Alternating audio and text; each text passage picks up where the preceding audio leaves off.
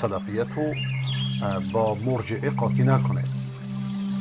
این همین مرجعه در کشورهای عربی بعضا اسمشون میگن مدخلی یا جامی، و در هر کشوری که اینا هستن غالبا با اون کشور با دستگاه امنیتی اون کشور همکاری میکنن، چه در لیبی چه در جاهای دیگه.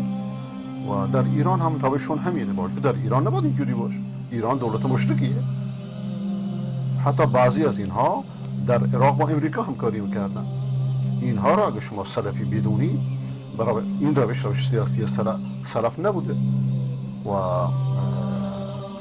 روش شیخ بن باز، روش شیخ بن حسیمین، روش علمای بزرگ عربستان این نیست که با دولت شیعه همکاری کنید یا با قذافی همکاری کنید یا با جنایتکاران همکاری کنید. این نیست و نبوده. لیکن این یک خط انحرافی در داخل سلفیته.